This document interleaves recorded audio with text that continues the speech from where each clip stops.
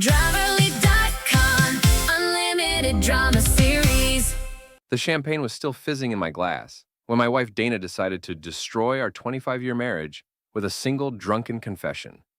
"You know what, Harold?" she slurred, swaying against the country club's marble pillar while our son Miles danced with his new bride across the reception hall. "I should have married Victor Lane instead of you back in college." Victor Lane, the sleazy used car dealer who'd been eye-fucking my wife all evening, his gold chains catching the chandelier light every time he leaned in to whisper something in her ear. I'd watched them for hours, my jaw clenched tighter with each stolen touch, each lingering glance. "Is that so?" I kept my voice level, though my knuckles were white around the crystal stem. Dana giggled, the sound sharp as breaking glass. "Oh, absolutely. Victor was so much more exciting." Still is, actually. She traced her finger along the rim of her wineglass, eyes locked on mine with cruel satisfaction. "You were just the safe choice, Harold. The accountant with the steady paycheck and the boring little house." The country club buzzed with conversations and laughter around us, but I felt like we were in a vacuum. 25 years of marriage, 2 kids, a mortgage, shared dreams, all of it crumbling while some jazz quartet played in the background.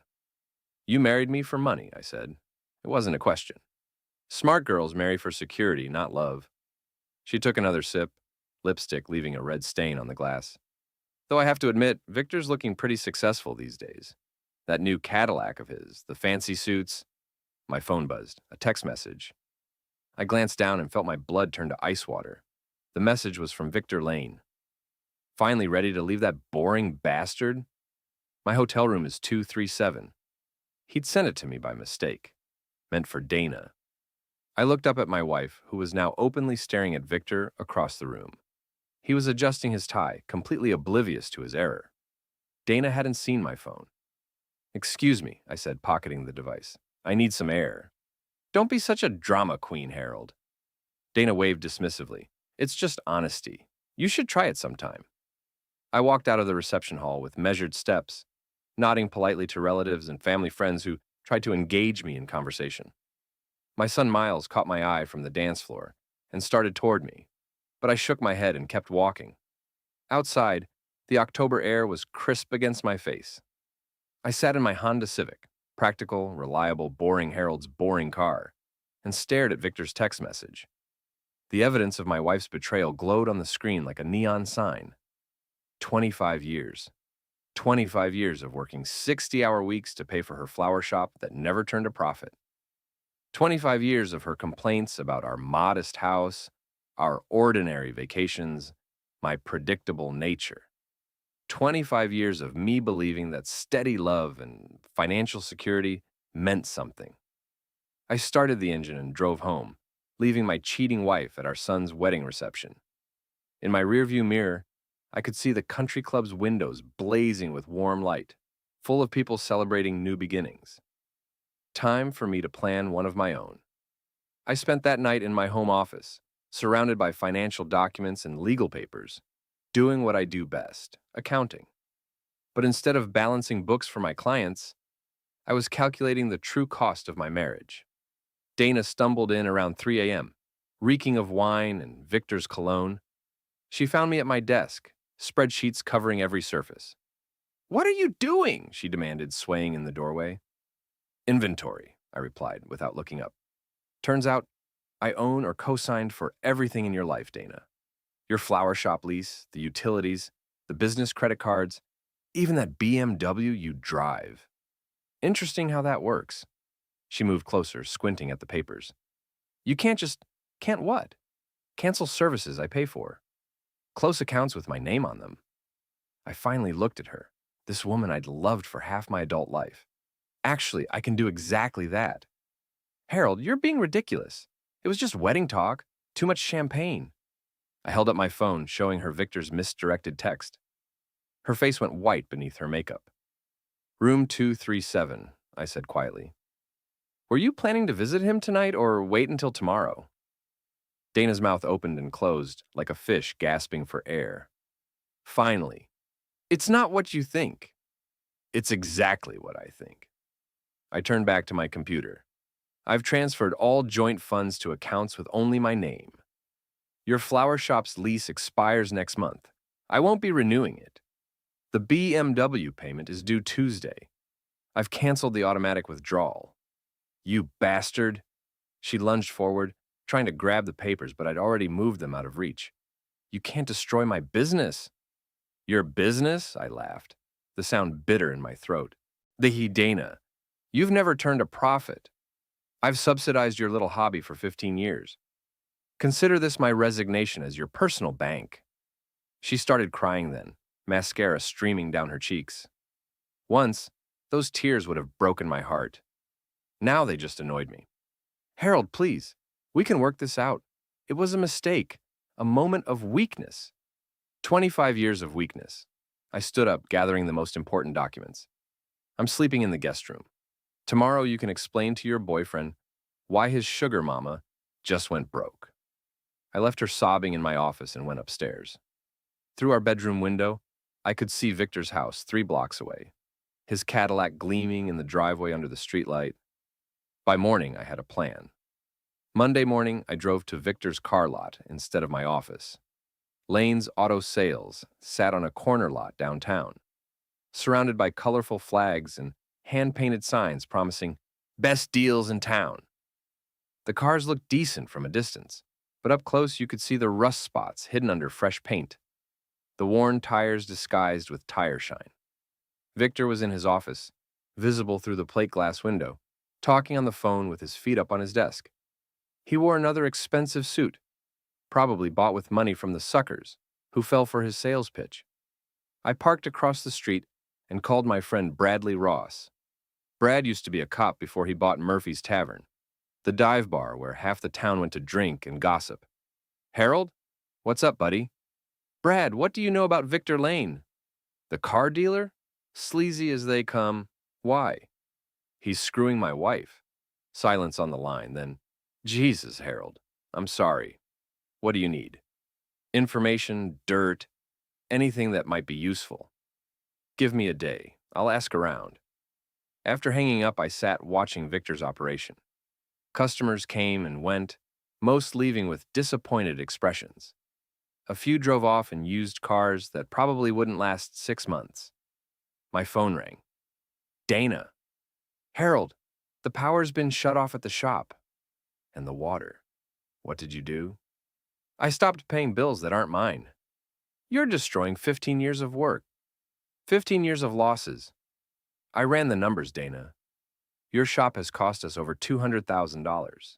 That's money we could have used for our kids' college funds, for retirement, for actual investments. I have 3 weddings this weekend. I can't do flowers without electricity. Maybe Victor can help. I hear he's very successful these days. She hung up on me. I drove to the hardware store and bought a dozen roses, the cheap kind, already wilting. Then I returned to Victor's lot and waited until he stepped outside to talk to a customer. His precious Cadillac was parked in the owner spot, pristine white with custom rims. I walked up to it casually, placed the dying roses on the windshield, and used my car key to scratch a message into the paint on the hood. For old time's sake. H. Then I got back in my Honda and drove away. Brad called that evening with a treasure trove of information. Victor Lane's in deep shit, he said. Owes money all over town. The IRS has been sniffing around his books, and word is he's been rolling back odometers on his cars. Plus, get this, he's still married. Wife lives in Florida, but they never divorced. She just got tired of his cheating and moved away. Still married? Yep, so, if he's promising your wife anything about a future together, he's lying through his teeth. I felt a grim satisfaction. Anything else? His business license expires next month, and there's some...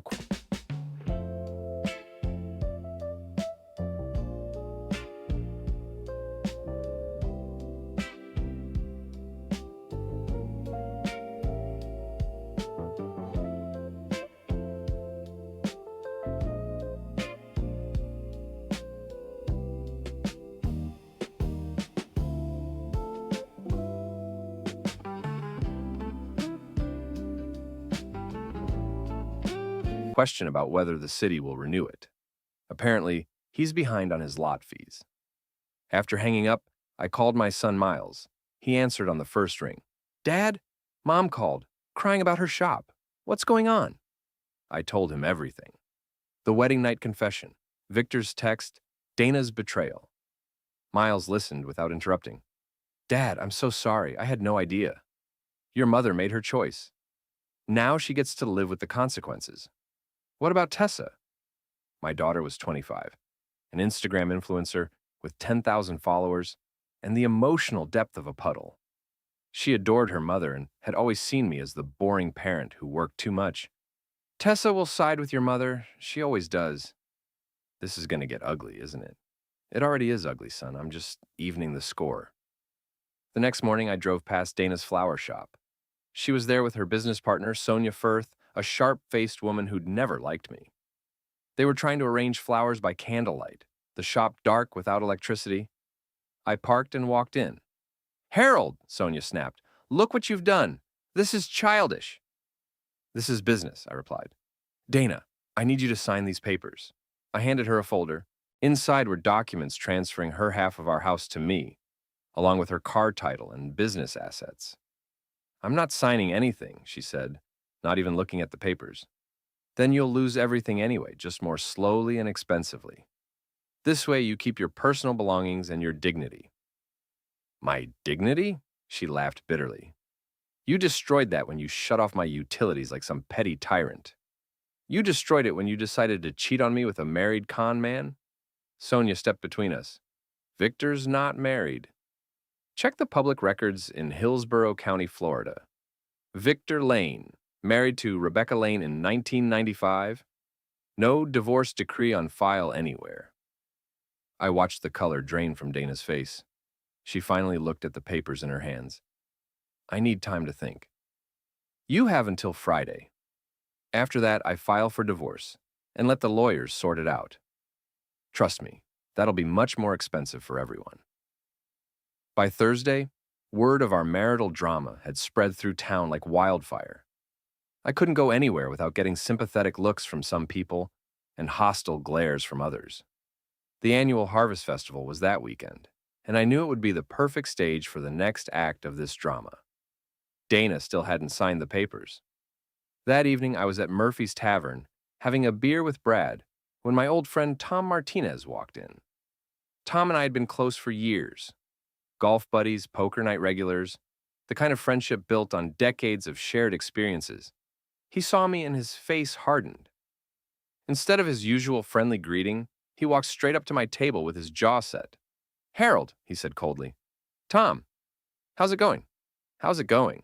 He laughed, but there was no humor in it. My wife just spent 2 hours on the phone with Dana, listening to her sob about how you're destroying her life, cutting off her electricity. Really? Brad shifted uncomfortably beside me. Tom, maybe you don't know the whole story. I know Harold's acting like a vindictive child instead of handling this like a man. I felt heat rise in my chest. A man?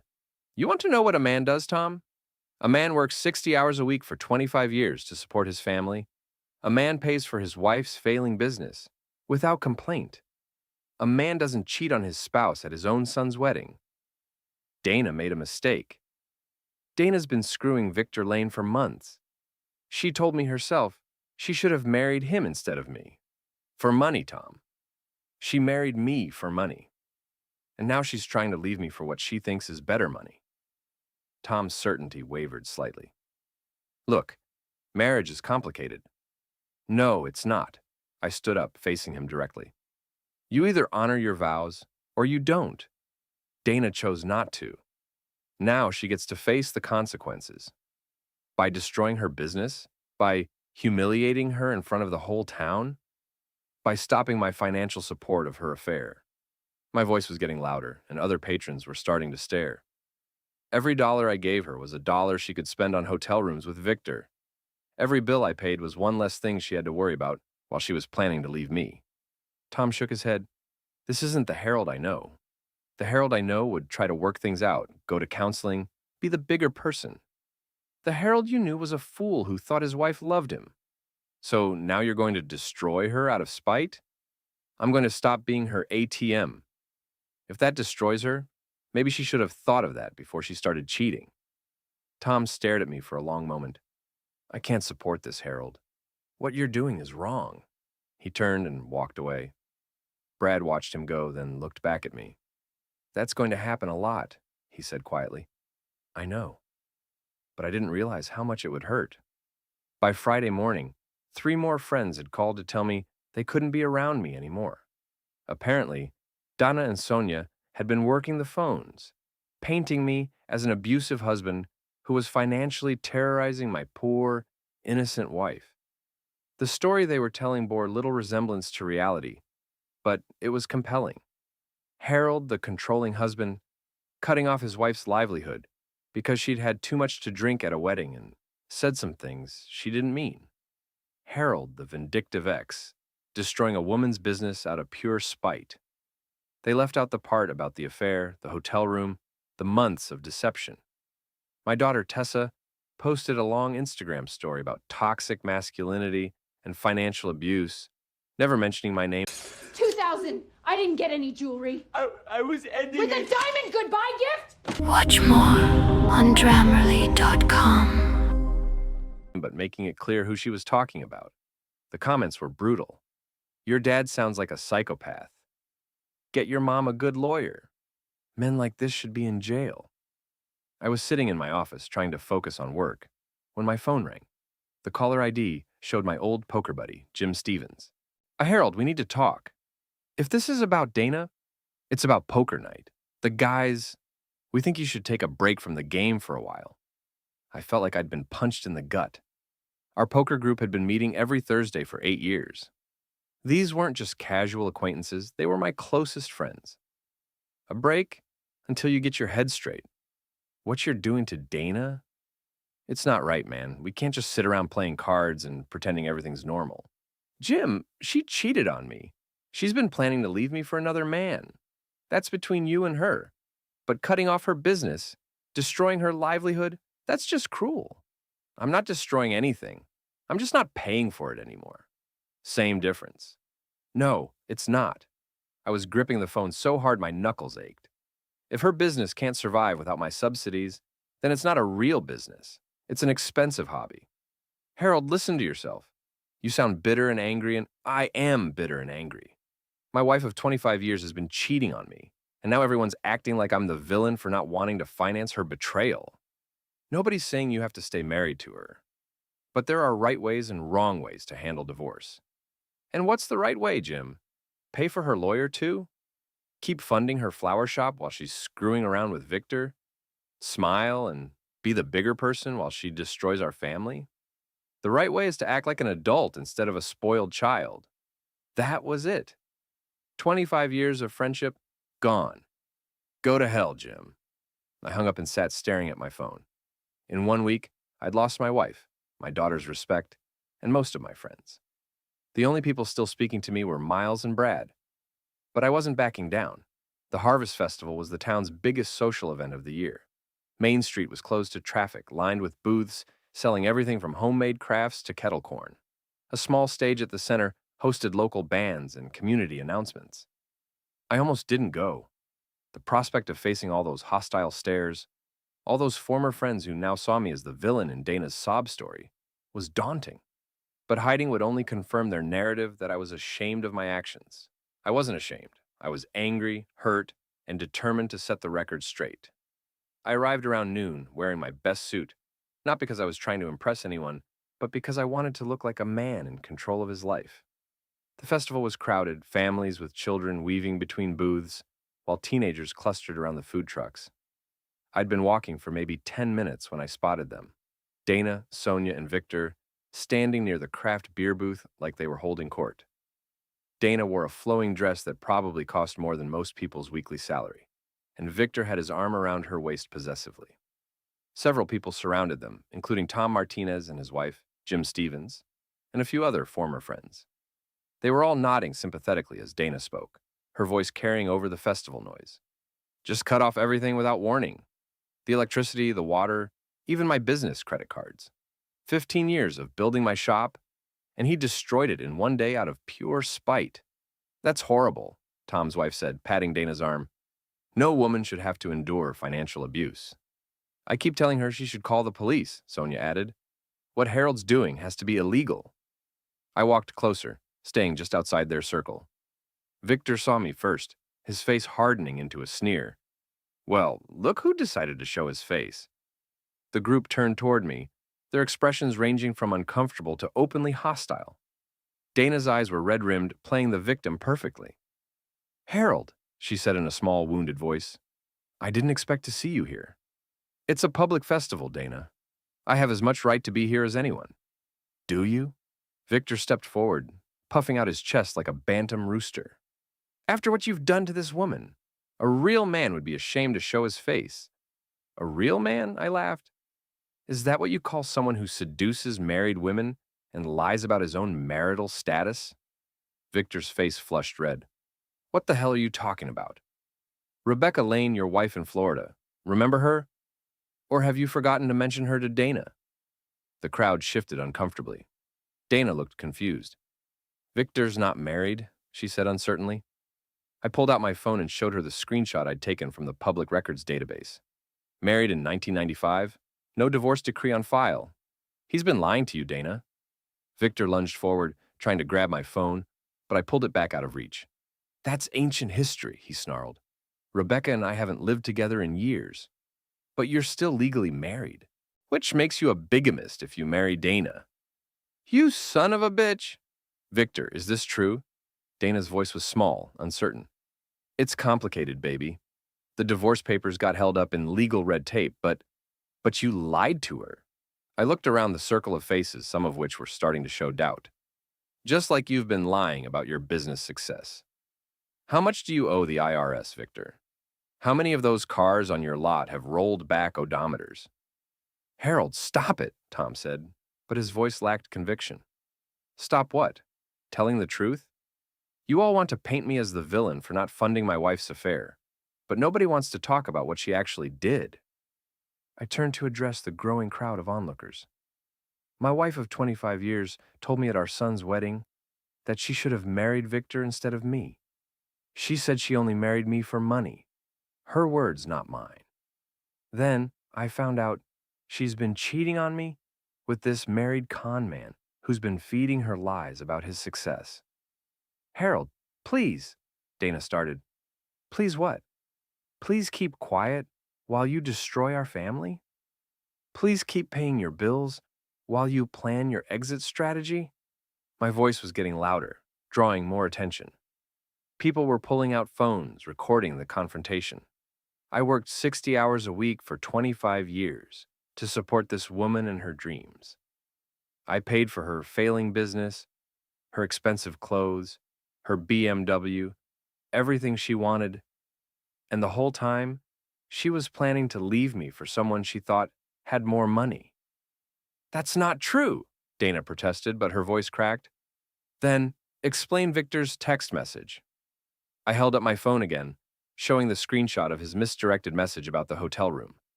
Explain why you were planning to visit room 237 at the Marriott after our son's wedding. The crowd murmured, phones still recording. Dana's carefully constructed victim narrative was crumbling in real time. Victor made another grab for my phone, and this time, I wasn't quick enough. He snatched it and threw it to the ground, the screen shattering on the asphalt. You bastard! I shoved him hard, and he stumbled backward into the craft beer booth. Fight! Fight! Someone yelled, and suddenly everyone was pressing closer, phones out, eager for drama. Victor recovered his balance and swung at me, his fist catching me on the jaw. Pain exploded through my skull, but I stayed on my feet. Stop it! Dana screamed. Both of you, stop! But I was done being the reasonable one, done being the bigger person. 25 years of suppressed anger erupted as I tackled Victor, both of us crashing to the ground. We rolled around in the dirt, throwing wild punches while the crowd cheered and recorded. Victor was bigger than me, but I was angrier, fueled by months of humiliation and betrayal. Harold, Victor, stop it right now! The voice cut through the chaos like a whip. We both froze, looking up to see Sheriff's Deputy Maria Santos standing over us with her hands on her hips. Both of you, get up, now. We disentangled ourselves, breathing hard and covered in dirt. My suit was ruined and Victor's expensive shirt was torn. This is a family festival, Deputy Santos said sternly. You want to beat each other up? Do it somewhere else. I see either of you causing trouble again today, you're spending the night in jail. She walked away, leaving us standing there like chastened schoolboys. The crowd began to disperse, disappointed that the show was over. Dana was crying again, but this time I didn't think they were manipulative tears. She looked genuinely distressed, caught between two men who'd just made fools of themselves fighting over her. Are you happy now? She asked me. Is this what you wanted? To humiliate me in front of the whole town? I wanted the truth to come out, I said, wiping blood from my split lip. Mission accomplished. I walked away, leaving Dana with her lying boyfriend and her diminished circle of supporters. My phone was destroyed, my suit was ruined, and my jaw ached like hell. But for the first time in weeks, I felt like I was winning. The video of our fight went viral locally within hours. By Sunday morning, it had been shared on every social media platform and forwarded through every group chat in town. The narrative was finally shifting. People were starting to see Dana as something other than an innocent victim. But I wasn't done yet. Monday morning, I drove to the courthouse and filed for divorce, citing adultery and irreconcilable differences. Then I visited my lawyer, Patricia Hendricks, a sharp woman in her 50s who specialized in messy divorces. You've certainly made this interesting, she said, reviewing the file I'd prepared. Most of my clients don't come in with this much documentation. I'm an accountant. Documentation is what I do. She flipped through the financial records, the screenshots, the evidence of Victor's lies and Dana's affair. This is solid. With the adultery and the financial records showing your wife's business losses, we should be able to get you a favorable settlement. I don't want a settlement. I want everything. Patricia raised an eyebrow. Everything. The house, the cars, my retirement accounts, everything. She can keep her personal belongings and her debts. Harold, judges don't usually award everything to one spouse, even in cases of adultery. Then, we make it so expensive for her to fight that she gives up. That afternoon, I had the divorce papers served to Dana at her flower shop. According to Miles, who heard it from a friend who was there, she broke down completely when the process server handed her the documents. But I still had one more move to make. The town's monthly business association meeting was held the first Wednesday of every month at the community center. As a longtime business owner, Dana never missed it. Neither did Victor, who served on the board, despite his questionable business practices. I'd never attended one of these meetings before. My accounting practice was small, and I preferred to avoid local politics. But this month, I had something to say. I arrived early and took a seat in the back row. The meeting room filled up gradually. Shop owners, restaurant managers, service providers, all the people who kept our small town economy running. Dana and Victor arrived together, taking seats near the front. Dana looked haggard, her usual perfect appearance replaced by dark circles under her eyes and clothes that looked like she'd slept in them. Victor kept checking his phone nervously. The meeting started with routine business, permit applications, upcoming events, budget discussions. I waited patiently through 45 minutes of municipal bureaucracy until they reached the final agenda item, community concerns and announcements. I stood up. I have an announcement. All heads turned toward me. Dana went pale when she saw me, and Victor's jaw tightened. Harold Keaton, CPA, I said, introducing myself to the room. I've been doing business in this town for 20 years, and I think it's important for the business community to know when one of our members is operating fraudulently. Sit down, Harold, Victor called out. This isn't the place. This is exactly the place. I walked to the front of the room, ignoring the murmurs from the audience. Victor Lane has been misrepresenting his business and personal status to potential customers and romantic partners. I pulled out a folder, copies of the documents I'd gathered over the past 2 weeks. Mr. Lane is currently under investigation by the IRS for tax evasion. His business license expires next month and may not be renewed due to unpaid municipal fees. He's been rolling back odometers on vehicles, which is federal fraud. And despite representing himself as single, he's been legally married to Rebecca Lane of Tampa, Florida, since 1995. The room erupted in whispers and shocked exclamations. Victor shot to his feet. This is harassment. Harold's trying to destroy me because I'm dating his ex-wife. You're dating my current wife, I corrected. We're not divorced yet, which makes you an adulterer and her an adulteress. Dana stood up shakily. Harold, please stop. This is humiliating. The truth often is. I turned back to the room. I'm also announcing that I'll no longer be subsidizing Petals and Bloom's flower shop. For 15 years, I've been covering their losses, but that ends now. Any outstanding contracts or commitments should be verified directly with Ms. Dana Keaton, as she may not have the financial resources to fulfill them. You can't do this, Sonia Firth jumped up from her seat. You're destroying innocent people's livelihoods. I'm stopping my financial support of my wife's affair. If that destroys anything, it's because it wasn't sustainable in the first place. The room was in chaos now, everyone talking at once. The meeting chairman was banging his gavel, trying to restore order. But I wasn't finished. There's one more thing the business community should know about Sonia Firth. Sonia froze. What? I pulled out another set of documents. Ms. Firth has been embezzling from Petals and Blooms for the past 3 years. Fake invoices, inflated supplier costs, unauthorized credit card charges. I discovered it when I was reviewing the shop's finances for the divorce proceedings. That's a lie, Sonia screamed. It's all documented. Bank records, credit card statements, forged receipts. I've already turned copies over to the district attorney's office. Sonia went white as a sheet. She looked around the room desperately, then bolted for the door. Dana stared after her in shock. Sonia? Is it true? But Sonia was gone, leaving behind a room full of stunned business owners and one very satisfied accountant.